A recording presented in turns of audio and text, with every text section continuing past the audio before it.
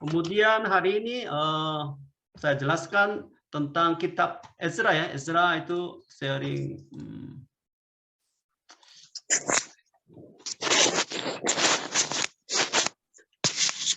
Ezra mungkin pasalnya hanya 10 ya. Saya menjelaskan garis besar aja, garis besar ya. Kitab Ezra itu artinya penolong. Penolong. Kemudian Ezra dan kitab Nehemia itu satu kitab. Satu kitab. Itu namanya Septuagint ya. Itu satu kitab, tapi kitab Vulgata itu yang sering dipakai di gereja Katolik itu mulai dipisah menjadi dua kitab. Ezra itu berasal dari keturunan imamnya, imam itu dari Harun keturunan ke-16. Kemudian ahli Taurat. Penulisnya Ezra. Kemudian ya pembacanya orang Israel yang pulang dari pembuangan. Kata kunci di dalam kitab Ezra itu bait suci ya, membangun bait suci. Kemudian tangan Allah itu sering ya disebut ya, tangan Allah. Jadi Allah tidak punya tangan, tapi di dalam Alkitab biasanya itu digambarkan seperti manusia ya, wajah Allah, tangan Allah, itu seperti manusia. Kemudian kata kunci salah satunya perkawinan campuran itu terjadi. Tema kitab itu mari kita membangun bait suci. Tapi bait suci itu yang kudus. Inti ayat ya dalam kitab Ezra itu pasal 7 ayat 10. Sebab Ezra telah bertekad untuk meneliti Taurat Tuhan dan melakukannya serta mengajar ketetapan dan peraturan di antara orang Israel. Dan itu mengajar firman Tuhan itu sangat penting ya untuk orang Israel yang pulang dari pembuangan. Jadi mengapa Allah harus memulihkan bangsa Israel?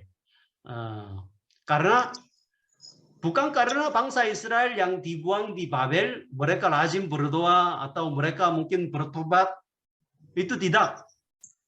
Hanya karena itu janji sama Daud. 2 Samuel pasal 7 ayat 16 ya. Itu kerajaan Daud itu akan dikokohkan selama-lamanya. Kemudian janji kepada Abraham tadi ya, tanahnya, orangnya, kuasanya, berkatnya. Itu sudah berjanji sama Abraham, karena janji itu bangsa Israel dipulihkan. Bukan karena mungkin mereka bertobat di Babel. Itu tidak ya. Jadi inti pasal Ezra itu dua garis besar ya. Dua bagian. Bagian yang pertama pasal 1 sampai 6. Rombongan pertama orang buangan yang kembali ke Yerusalem. Itu rombongan yang pertama. Yang pasal 1 mereka itu pulang, bersiap-siap pulang, diizinnya oleh Kores pulang. Kemudian nomor yang pasal 2 daftar orang yang pulang, rombongan yang pertama. Jadi hari ini ayatnya panjang ya, lumayan. Pasal ayatnya sampai ke 70. Jadi mengapa harus menulis nama-nama yang pulang itu dengan teliti? Keluarganya, atau mungkin sesuai dengan asal dari mereka, atau dari nama-nama imam atau orang Lewi itu ditulis sangat teliti.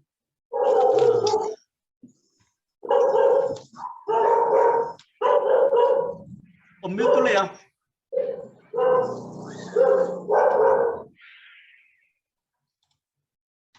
Itu menggonggong ya, itu katanya amin ya.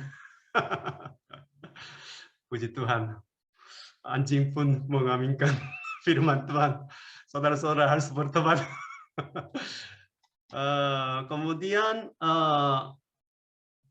pembangunannya, pembangunan bait suci. Jadi rombongan yang pertama itu mereka, apa yang mereka kerjakan yang pertama itu ya membangun bait suci. Bait suci. Itu yang penting kan. Misalnya kita mungkin orang Indonesia dihancur oleh Malaysia. Kemudian mungkin 70 tahun ya dibuang ke Malaysia,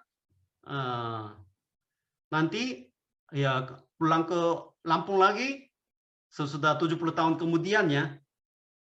Mungkin apa yang saudara-saudara kerjakan? Ya pasti orang jemaat yang setia dia akan membangun gereja dulu, tempat ibadah. Itu penting sekali. Tapi mungkin nanti mungkin tidak terjadi hal itu juga ya, mungkin banyak masalah juga. Tapi membangun bait suci itu selalu ada perlawanan.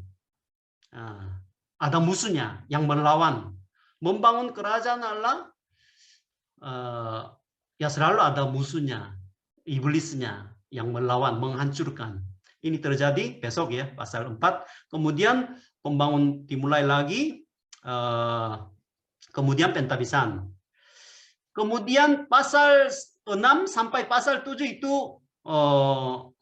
itu sudah berlalu 40 tahun lalu.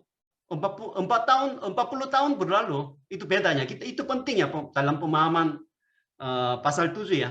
Itu 60 tahun udah berlalu, kemudian Ezra rombongan yang dia membawa rombongan yang kedua. Jadi Ezra, maka pasal 6 sampai pasal 6 sudah bait suci sudah jadi. Kemudian udah berlalu 60 tahun, kemudian Ezra datang dengan rombongan yang kedua ya. Nama-nama rombongan itu tertulis. Kenapa nama-nama itu tertulis di sini pasal 28? Karena mereka tinggal di Babel, kerajaan Babel itu sebagai orang asing 70 tahun tinggal di sana. Maka nenek mereka, kakek mereka hampir ya semua meninggal dunia. Mereka juga 70 tahun tinggal di Babel ya. Maka mungkin untuk membangun bait suci, untuk ibadah kepada Tuhan, itu pindah dari Babel itu sebenarnya tidak gampang. Tidak gampang. Harus ambil keputusan yang agak sulit ya. Karena 70 tahun tinggal di sana. Sehingga yang dapat nama-nama di sini itu yang orang yang beriman kuat. Begitu rindu datang ke Yerusalem untuk menyembah Yahweh. Maka nama-nama mereka itu tertulis seperti nama pahlawannya, pahlawan iman zaman itu. Karena ya tidak gampang ya, 70 tahun tinggal di sana, tapi mau pindah pulang ke kampung, pulang ke Yerusalem. Tetapi Ezra membawa rombongan kedua ini, tapi banyak orang sudah 60 tahun berlalu, tapi yang meninggalkan iman mereka. Sehingga Ezra itu sedih. Kemudian khotbah ya, harus bertobat. Kemudian ada daftar nama perkawinan campuran. Mereka sudah pulang, kemudian sudah bangun bait suci, tetapi meninggalkan iman, jarang ibadah. Justru mereka kawinnya percampuran sama orang-orang di sana. Mengapa seperti ini terjadi? Karena saudara-saudara pindah, misalnya dari 70 tahun tinggal di Malaysia, kemudian pindah ke Lampung, ya mungkin sudah bangun gereja, tempat ibadah, awalnya mungkin senang ya, tapi lama-lama mungkin saudara-saudara mungkin harus mencari nafkah, mungkin tidak ada tanahnya, maka harus akan menikah dengan orang pribumi di sana. Karena orang pribumi sudah lama tinggal di sana, khususnya orang Samaria. Agamanya agak beda, tapi mereka kehidupannya stabil, sudah masih tinggal di Yerusalem. Jadi sebagai pendatang itu sulit betah secara ekonomi, sehingga melalui perkawinan yang mereka mencari hidup yang aman.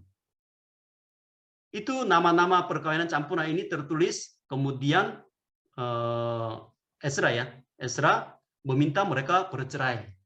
Nah, itu Alkitab mungkin tidak boleh bercerai, tapi itu perkawinan, melalui perkawinan ini mereka menyembah berhala juga. Nah, jadi imannya berubah. Kemudian ini 3 tahap pembuangan dan 3 tahap pemulihan Israel. Jadi waktu kota Yerusalem dihancurkan itu 3 tahap.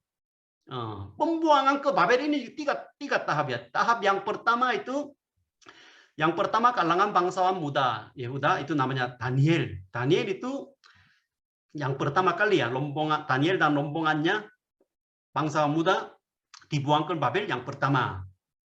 Kemudian yang kedua itu Yeskel, nanti akan baca kitab Yeskel ya. Mereka dibuang ke Babel, itu rombongan yang ketiga. Kemudian yang terakhir, waktu kota Yerusalem dan bait suci dibakar semua, itu yang tersisa. Kecuali yang Yeremia dan rakyat yang paling miskin, itu tidak dibuang. Tapi tersisa sebagian, itu tahap yang ketiga dibuang. Kemudian pemulihan juga sama 3 kali.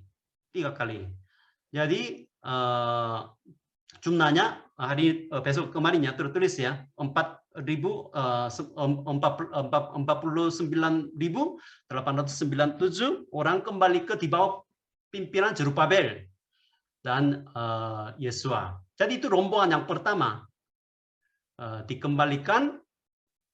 Kebanyakan suku-suku di sini itu suku Yehuda dan suku Benyamin dan orang Lewi.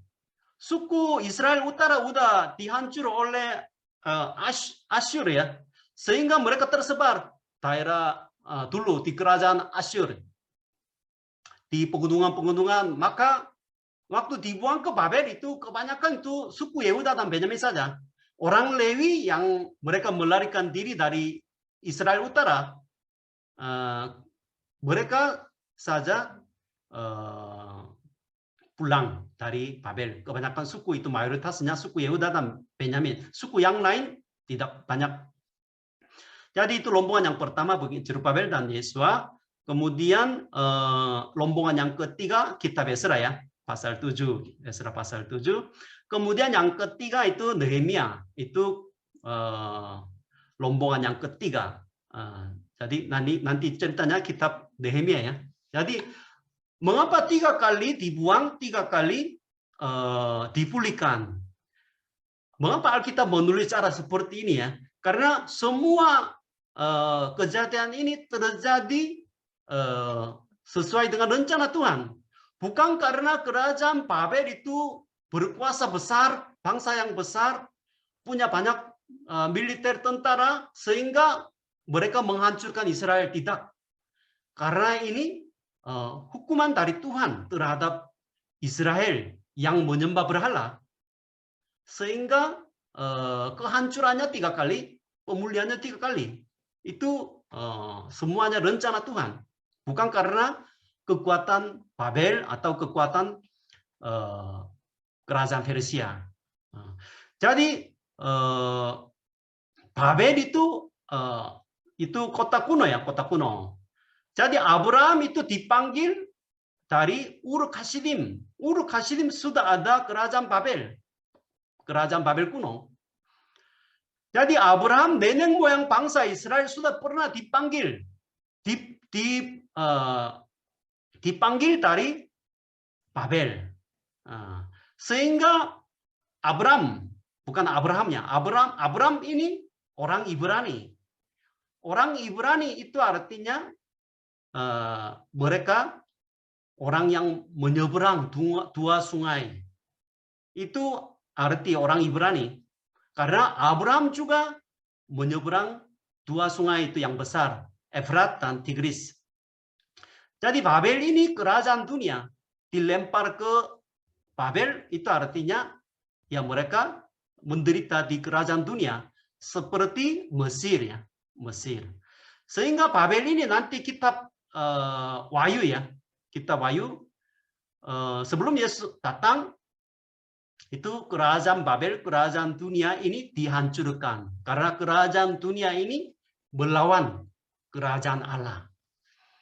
Jadi itu kerajaan Babel itu banyak arti ya di dalam Alkitab. Kemudian kalau saudara-saudara membaca Mazmur pasal 120 sampai 130 itu judul Mazmur itu nyanyian ziarah. Nyanyian ziarah kira-kira 15 pujiannya. Nyanyian judulnya dikasih nyanyian ziarah. Nyanyian ziarah itu artinya apa? Jadi bangsa Israel dibuang ke Babel, tapi karena ada izin dari Raja Kores, mereka pulang menuju ke Yerusalem, menuju ke Sion. Sion itu artinya batu ya, batu. Yerusalem, Sion sama. Sion, sehingga mereka penuh dengan sukacita, penuh dengan sukacita. Jadi jaraknya jauh sekali dari Persia sampai ke Yerusalem, kira-kira 1.600 km ya. Tetapi mereka pulang ke Yerusalem dengan berbagai pujian, dengan penuh sukacita. Itu tertulis di dalam Mazmur nyanyian ziarah ini. Kemudian Daniel dan Esther itu nanti kitab Daniel dan kitab Esther itu orang Israel yang tidak pulang. Itu mereka alami apa di Persia. Itu ceritanya ya.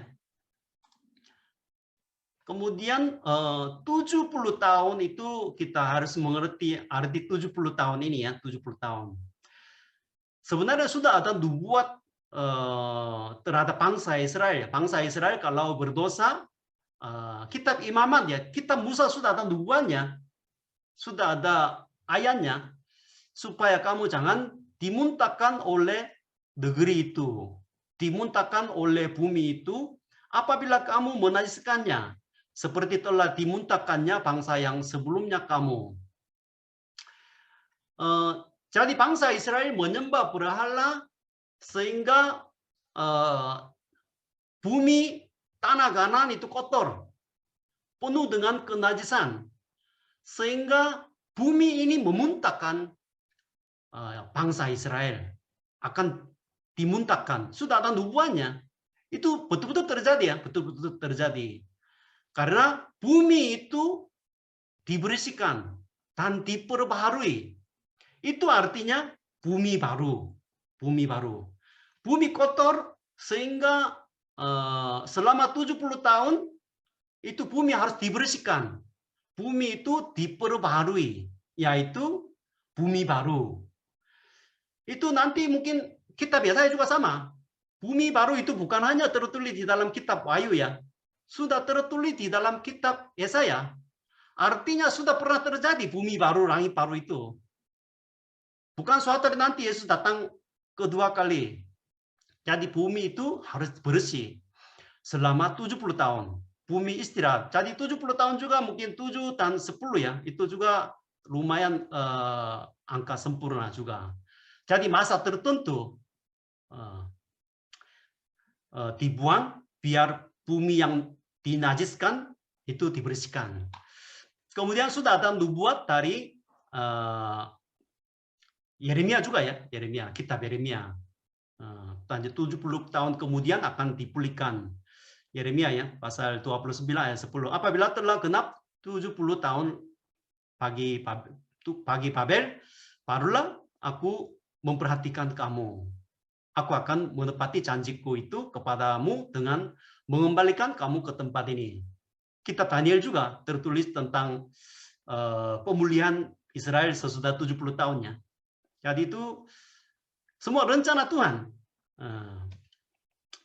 Kemudian 70 tahun itu hitungnya dari mana, itu banyak mungkin tafsirannya. Tafsiran bermacam-macam tafsirannya. Yang pertama kehancuran Yehuda, kota Yerusalem dan bait suci dibakar tahun sebelum Masehi 586. Kemudian nanti Ezra pasal 6 pentabisan bait suci Jerubabel. Itu ya salah satu hitungnya untuk 70 tahun. Itu salah satu tafsirannya. Tetapi yang lain pembuangan yang pertama, rombongan Daniel ya, dibuang. Kemudian nanti rombongan yang pertama dipulihkan itu 70 tahun. Sedikit-sedikit beda, tapi menurut aku itu nomor satu ya, itu kehancuran Yehuda sampai Pentabi sampai suci itu 70 tahun lebih mungkin benar ya. Kemudian 70 tahun itu seperti ya masa gelap. Masa gelap. Seperti bangsa Israel dibuang diperbudakan di Mesir 400 tahun. Kemudian nanti kita Maleakhi, sesudah kita Maleakhi 400 tahun itu masa kegelapan sebelum Yesus lahir. Jadi selalu ada masa-masa yang gelap, masa-masa yang sukar, selalu ada. Sekarang juga ya, mungkin corona ini mungkin kita juga mengalami kegelapan juga ya. Ya artinya masa terang akan datang ya. Itu ada beberapa tokoh di dalam kitab Ezra. Itu yang pertama Raja Kores ya, Raja Kores. Raja Kores itu dua Tawari pasal 36-nya. Yang terakhir juga mungkin tertulis. Kemudian kitab Ezra pasal 1 juga ya, Raja Kores. Itu mulai dengan kisah Raja Kores. Itu Kores itu artinya matahari. Matahari. Seperti apa? Firaunnya. Jadi itu semacam apa ya? Simbol dewa. Mengapa Kores itu memberi izin untuk bangsa Israel pulang ke Yerusalem? Mengapa dia menyatakannya kebijakan seperti itu ya? Kalau diperbudakan di Babel mungkin mereka senang ya, di Persia senang. Tetapi dia memberi izin biar pulang. Mengapa dia menyatakannya kebijakan seperti ini ya? Karena Kores ini beda dengan kebijakan dari kerajaan Asyur sebelumnya. Kerajaan Asyur biasanya seperti Israel Utara ya, menghancur kota Samaria, kemudian membawa orang Israel, kemudian di negeri mereka ya, kemudian orang Asyur membawa ke Samaria, ya memberi tempat tinggal untuk mereka. Sehingga itu orang Israel Utara itu semua itu bertara campur. Jadi itu hilang identitas mereka sebagai bangsa pilihan. Karena ya perkawinan campur atau mereka tinggal di luar negeri. Itu salah satu kebijakan penjajahan dari kerajaan Asyur. Tetapi kerajaan Persia itu beda. Itu Kores itu mungkin lebih pintar ya. Tidak mau menjajahi sebuah negara cara seperti itu. Tapi dia menunjukkan toleransi agama terhadap negara penjajahan. Jadi dia memberi toleransi kepada negara-negara yang dia jajahi ya. Sehingga kerajaan Persia itu aman. Itu dia berpikir seperti itu. Sehingga dia memberi izin. Tapi itu juga kehendak Tuhan ya, kehendak Tuhan. Jadi Tuhan memakai raja negara kafir juga ya Tuhan pakai. Ada nubuat juga di dalam kitab Yesaya pasal 45 ayat 1 ya, itu sangat terkenal ya. Akulah yang berkata tentang Kores. Jadi Yesaya sudah bernubuat ya 200 tahun sebelumnya, atau 200 tahun atau 160 tahun kira-kira sebelumnya sudah ada nubuat tentang Kores. Namanya juga jelas. Jadi dia gembalaku. Jadi Raja Kores akan mengembalikan bangsa Israel ke Yerusalem. Itu sudah ada nubuat dari Nabi Yesaya. Kemudian Ezra pasal 1 ayat yang pertama juga kemarinnya, Tuhan Yahweh menggerakkan hati Kores. Jadi melalui ayat ini ya, Yahweh menggerakkan hati Kores, itu artinya apa? Kores itu bukan orang percaya. Tetapi dia menyebut Yahweh sebagai Allah semesta langit. Itu sebenarnya luar biasa. Ini beda dengan Firaun. Firaun itu dia tidak mau melepaskan bangsa Israel untuk pergi. Tapi Kores ini bukan orang yang mengenal Allah, tapi dia menyebut nama Yahweh, nama Allah juga. Karena ya itu semua Tuhan menggerakkan hati Kores. Itu ayat pasal 1 ayat 1 ya. Tuhan menggerakkan hati Kores. Jadi yang menguasai semua sejarah dunia ini siapa yang memerintah, yang menguasainya? Itu Tuhan sendiri, bukan raja-raja dunia ya, raja-raja dunia. Jadi ya bangsa Israel ya bisa pulang karena izin dari Raja Kores. Karena Tuhan yang menggerakkan hatinya. Ini sangat mirip dengan Raja Konstantinopel ya. Konstantinopel. Kerajaan Roma ya tahun 313 itu. Karena ada Raja Konstantinopel, kerajaan Roma itu, ya Roma itu menjadi negara Kristen kan. Jadi itu karya Tuhan ya yang luar biasa. Tuhan menggerakkan semua hati raja-raja dunia juga. Bukan hanya Tuhan atau Yahweh itu Allah yang memerintah suatu daerah. Karena zaman dulu itu iman orang-orang biasanya itu menyembah dewa itu artinya dewa itu menyembah satu daerah.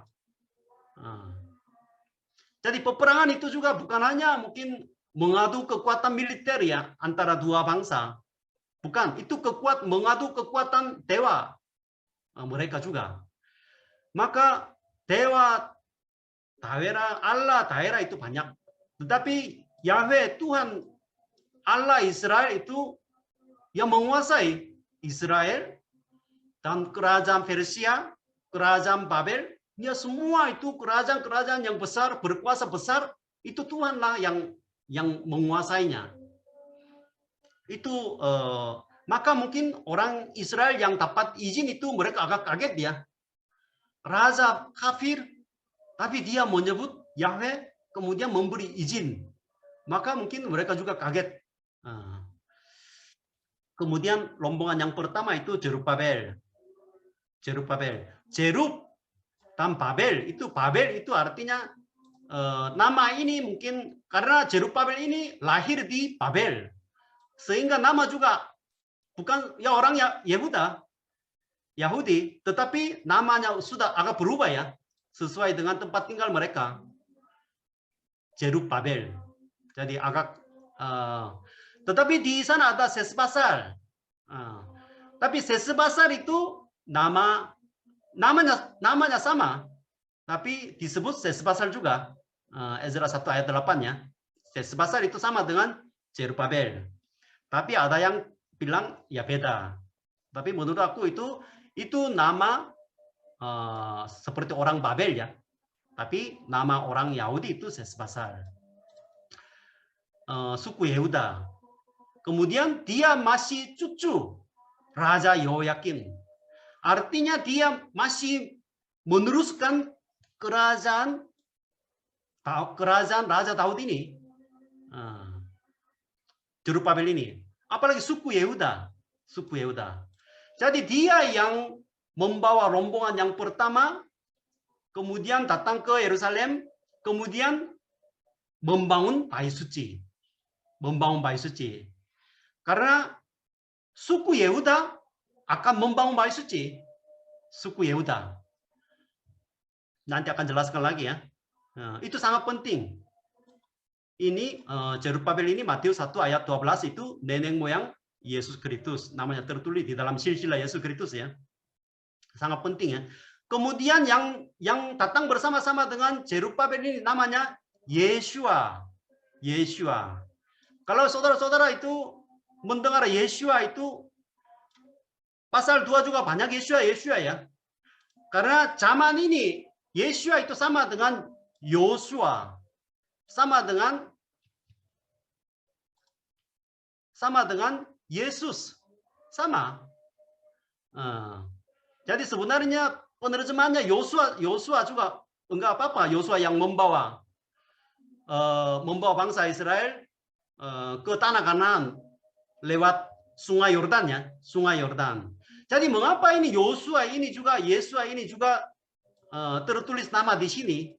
Karena Yesua ini juga membawa bangsa Israel dibuang ke Babel, kembalikan ke Yerusalem melewati Sungai Efrat dan Tigris ini. Ini sangat mirip dengan Yesus Kristus. Yesus Kristus juga dibaptis di Sungai Yordan kan, Sungai Yordan. Maka Zerubabel dan Yosua itu rombongan yang pertama, dua pimpinan ini sebenarnya itu sangat berarti. Salah satu ini suku Yehuda yang membangun Bait Suci. Kemudian yang membawa bangsa Israel menyeberang sungai seperti Yosua. Yosua, Yeshua, Yesus, Hosea itu semua sama ya. Kemudian salah satu tokoh ya nanti pasal 5 itu ada Hagai dan Zakaria ya. Zakaria itu terus mendukung untuk membangun Bait Suci. Karena ya mereka beberapa udah tidak mau membangun Bait Suci lagi karena ada lawanan dan juga ya hidup sendiri juga sulit juga, sehingga Hagai dan Zakaria itu berteriak-teriak ya, kamu jangan hanya membangun rumahmu sendiri dulu, jangan seperti itu. Jadi ayo bangun rumah Tuhan dulu. Itu nanti bisa belajar ya Hagai dan Zakaria. Kemudian kerajaan dunia ini ya, itu kerajaan Babel ya, kerajaan Babel itu menghancurkan kerajaan Asyur ya, kerajaan Babel.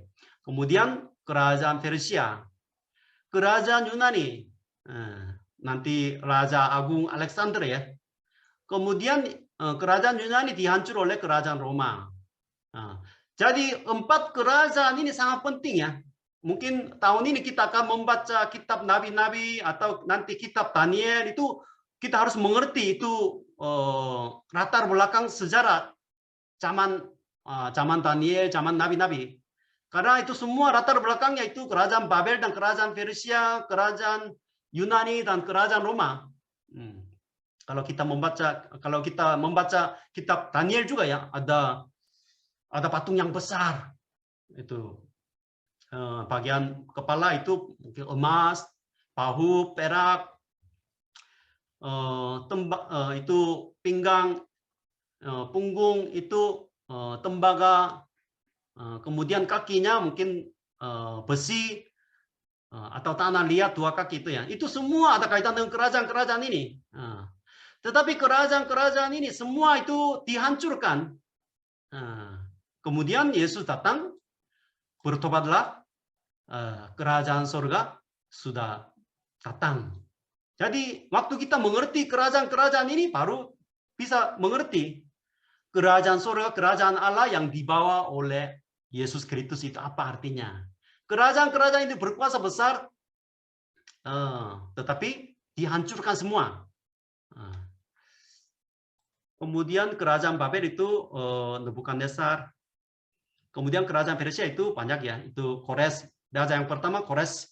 Kemudian Kambises, Darius, Ahasuero. Ini kitab saudara. Artasasta itu nanti kitab Nehemia, itu nama-nama raja, itu raja Persia.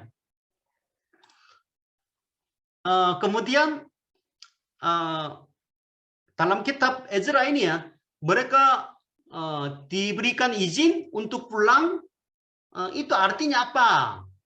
Itu artinya keluaran yang kedua, Exodus yang kedua, seperti bangsa Israel keluar dari Mesir. Itu sama seperti itu, bangsa Israel yang dibuang ke Babel, mereka keluar lagi, keluar.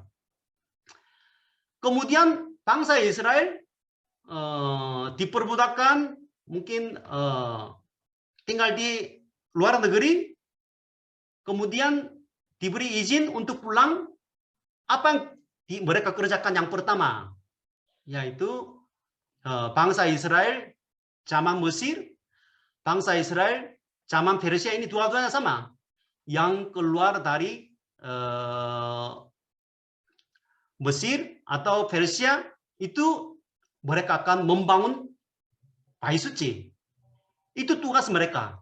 Atau zaman Musa kemah suci. Jadi semua cerita di dalam kitab Ezra ini ya, itu sangat mirip dengan kisah zaman Musa dan kisah zaman Salomo yang membangun bait suci. Itu semua ada kemiripan. Misalnya di sini Ezra ayat 1 pasal 1 ayat 6. Dan segala orang yang di sekeliling mereka membantu mereka dengan barang-barang perak, dengan emas, harta benda dan ternak, dan dengan pemberian yang indah-indah, selain dari segala sesuatu yang dipersembahkan dengan sukarela. Keluaran pasal 12 juga sama. Waktu bangsa Israel hari raya Paskah ya, mereka keluar, itu banyak orang-orang Mesir yang kasih hadiah. Seperti emas dan perak. Ini juga terjadi waktu mereka keluar dari Persia juga. Mengapa menulis seperti ini? Karena apa yang terjadi zaman Musa, ini sekarang zaman Zerubabel dalam rombongan yang pertama, ini juga terjadi sama. Jadi dengan perak dan emas ini itu menjadi bahan untuk membangun bait suci. Jadi ada kemiripan sama ini Keluaran ini ya, kemah suci ini sama dengan hampir sama dengan bait suci Zerubabel ini ya.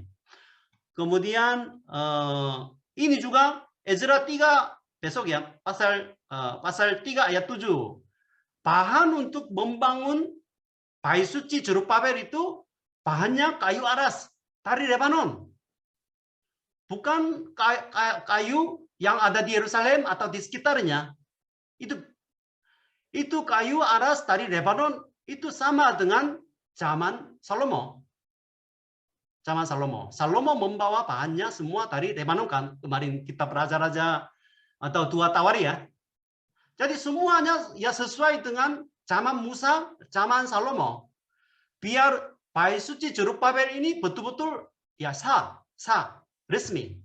Seperti zaman Musa dan zaman Salomo. Itu maksudnya. Karena bait suci itu tidak boleh sembarangan dibangun atau mungkin sesuai dengan kondisi setiap zaman tidak. Kemudian Ezra pasal 3 ayat 8 juga. Pada tahun yang kedua sesudah mereka sampai ke rumah Allah di Yerusalem. Dalam bulan yang kedua mereka mulai membangun. Ya, mengapa bulan yang kedua? Memang bulan yang kedua biasanya itu udah mulai musim semi ya, musim semi agak panas cuacanya, sehingga bagus untuk bekerja. Tetapi bukan hanya itu, karena bait suci Salomo juga mulai dibangun bulan yang kedua. Maka bait suci Zerubabel ini juga dimulai dengan bulan yang kedua. Kemudian ukurannya juga sama, kemudian di sini juga ya, persembahan juga sama. Semua itu persembahan dengan sukarela. Itu sama yang zaman Musa, semua itu orang Israel mengumpulkan persembahan dengan sukarela, dan juga zaman Daud juga seperti itu.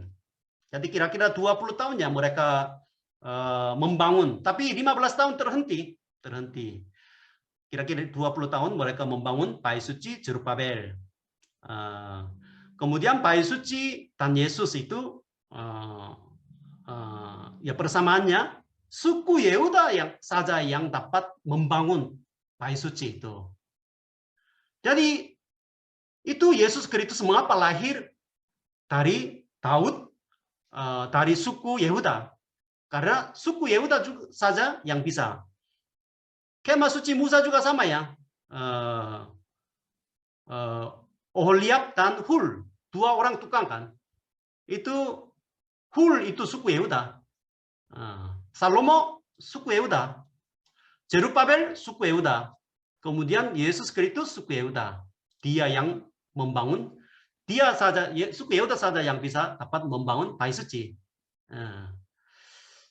Kemudian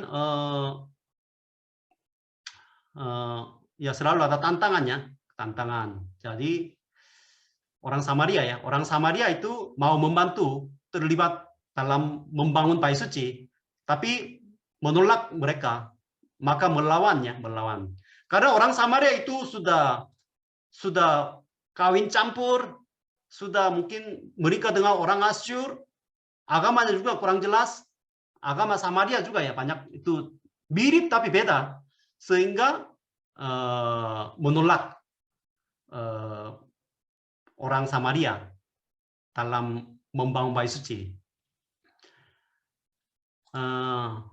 Itu kerajaan Babel ya, istana raja kerajaan Babel Nebukadnezar itu peradaban mereka sangat berkembang, kerajaan Babel. Kemudian itu kerajaan Persia itu luas ya, Persia luas. Nanti kerajaan Yunani lebih luas ya, lebih luas. Alexander sampai India lebih luas. Itu kerajaan Persia ini juga 127 provinsi. Nanti kita besok ya tertulis luas. Kemudian tadi sharingnya itu Luther ya, Luther mereka pulang ke Yerusalem. Itu rombongan yang pertama Zerubabel dan Yesua ya, itu mereka berangkat dari Dipur karena mereka tinggal di daerah sini. Seperti zaman dulu di Gosen ya, orang Israel di Mesir, mereka tinggal di Mesir ya, di Gosen di Mesir. Seperti itu Dipur, mereka pulang, kemudian Yerusalem. Kemudian rombongan yang kedua ini Ezra. Nehemia itu dari Susa. Susa itu ibu kota. Nehemia itu pejabat ya, pejabat. Maka itu perjalanan mereka. Kira-kira ini sekarang daerahnya Iran ya, Iran sampai ke Yerusalem kira-kira 1.600 km. Jauh ya, jauh. Jadi itu zaman nabi-nabi ya, nabi-nabi di sini Hagai, Zakaria, Ezra, Nehemia, Maleaki itu hampir sama zamannya. Kemudian orang Israel disebar ke seluruh dunia ya, dibuang ke Babel. Ada yang tidak pulang juga. Di sini pasal 2 daftar orang-orang yang kembali dari pembuangan kan. Di sini ada nama-nama pasal 8 juga ada daftar. Tapi ada yang tidak pulang juga. Ada yang tidak mau pulang, artinya mau tinggal di Persia. Kadang udah hidupnya stabil, udah 70 tahun berlalu, sehingga mungkin kalau pulang ke Yerusalem, ya mereka juga agak sulit bertahan karena dibesarkan di Babel, lahir di sana, mungkin percaya kepada Yahweh itu imannya mungkin tidak ada, hanya menyembah berhala di daerah mereka sehingga ya masih ada yang tidak pulang juga. Tetapi mereka tetap membuat tempat ibadah di daerah yang mereka tinggal. Itu namanya sinagog. Sinagog itu biasanya 10 kakak berkumpul membuat tempat ibadah. Sebagai orang diaspora ya, diaspora. Jadi zaman Ezra ini baru muncul khotbah. Dulu sebelum Ezra biasanya khotbah itu tidak begitu banyak. Baru muncul kitab Yesaya ya, kitab Nehemia itu baru muncul kata mimbar. Karena sebelum Ezra biasanya itu mereka di kota Yerusalem ibadahnya yang menyembelih hewan domba, mempersembahkan, udah selesai ibadahnya. Tetapi zaman Ezra, zaman Nehemia ini baru mereka mulai khotbah, menyampaikan hukum Taurat. Itu mulai terjadi. Sampai sekarang di gereja juga ya, kita khotbah. Bukan menyembelih hewan domba ya. Itu mulai muncul budaya seperti ini ya, zaman Ezra ini. Jadi kesimpulannya pemulihan untuk sisa-sisa umatnya pasti terjadi. Tuhan bukan hanya Tuhan yang menguasai Yerusalem dan Israel ya di sebuah negara. Allah Yahweh itu menguasai memerintah seluruh negara, semua raja-raja. Karena dia raja atas segala raja ya. Sehingga kita selalu itu memiliki, walaupun kadang-kadang ya mengalami kehancuran seperti dibuang ke Babel, tetap memiliki pengharapan. Itu sangat penting. Karena suatu hari Tuhan akan memulihkan. Kalau saudara-saudara mungkin seorang ayah hilang anak di pinggir jalan, gimana? Bapak itu ya mungkin dibiarin, tidak memperhatikan anaknya yang hilang itu kemana, di mana. Itu tidak ada seorang ayah seperti itu. Kalau seorang ayah hilang anak di jalan, ya dia akan mencari anaknya, akan datang sampai ke ujung bumi kan. Allah Bapa kita juga sama, akan mencari anaknya, bangsanya yang dia pilih. Jadi itu sangat penting ya. Maka kita selalu memiliki pengharapan mutlak. Selalu berharap kepada Tuhan. Kalau sudah genap waktunya, Tuhan akan menggerakkan ya hati raja-raja dunia juga, akan mungkin cara yang lain akan dipulihkan. Kerajaan Babel itu juga sebenarnya salah satu alat saja untuk mengajar bangsa Israel. Sementara kan kerajaan Babel juga dihancurkan.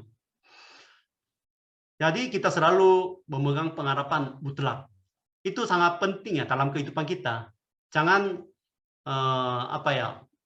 melihat sisi negatif, atau jangan bergaul dengan orang yang suka berbicara hal-hal pesimis. Itu kita harus menjauhkan teman-teman seperti itu ya. Kita selalu melihat masa depan yang terang itu. Karena Allah akan memulihkan sisa umatnya. Itu sisa itu sering disebut remnant. Masih ada sisanya. Zaman sekarang juga ya, gereja mungkin hancur, banyak masalah, tapi kita selalu punya harapan yang besar. Kemudian membangun ibadah. Membangun bait suci itu sama dengan membangun ibadah ya, ibadah. Jadi zaman ini ya mungkin banyak itu halangannya, khususnya corona. Dan juga saudara-saudara mau ibadah, pasti ada tantangannya. Tantangan, ada yang melawan keluarga sendiri juga, atau mungkin ya iblis itu tidak suka kerajaan Allah diperluas, atau mungkin jemaat ibadah. Tapi saudara-saudara ya, jangan mencari alasannya. Jangan mencari alasan. Ya memang ada corona, tapi kita tetap ibadah di tempat masing-masing setiap hari atau di gereja. Kemudian pelayanan Ezra itu sangat penting ya. Karena zaman Ezra itu baru muncul mimbar, khotbah. Seperti zaman sekarang. Jadi Ezra itu meneliti, melakukan dan mengajar Taurat. Meneliti, melakukan, mengajar Taurat. Jadi saudara-saudara, betul-betul kupas firman Tuhan ini. Alkitab tipis, tetapi kebanyakan jemaat tidak memperhatikan. Tidak ada yang sungguh-sungguh meneliti firman Tuhan. Karena zamannya zaman gelap.